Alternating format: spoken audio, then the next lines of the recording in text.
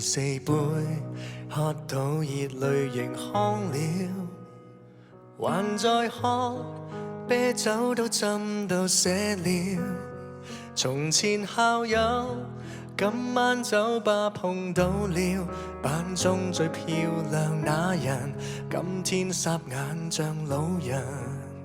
誰曾話愛情要轟烈，才沒抱憾，重逢時又這麼不甘。很久不見，到底發生過什麼事？堅強像你，說起愛哭到停不住，講到未來只有懷疑與懷疑，邊個令你從此推翻對愛情那些宗旨？春分秋至，到底你經過什麼事？溫柔像你，已長滿尖角和尖刺，可算快樂？我亦有些難啟齒，然而詳情寧可不說，今晚只想很勵志。夜太黑，太渴望被人擁抱，才陷進必輸的戀愛圈套。條文共你一早參加已知道，幾番錯愛又怪誰？想反省你便再傲。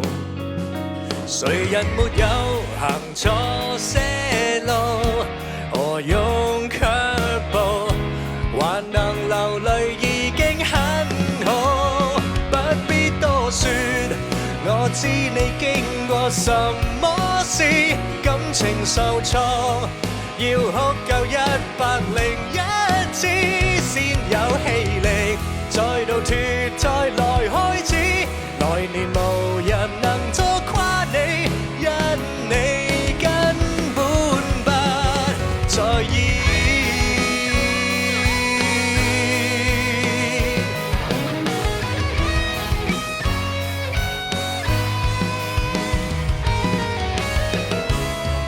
別自殘一生，別望前度在意，你也只要得到你寬恕。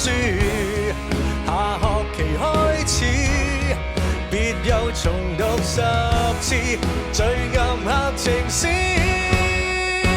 很久不見，到底發生過什麼事？堅強像你，說起愛哭到停不住，講到未來只有懷疑與懷疑，邊個令你從此推翻對愛情那些宗旨？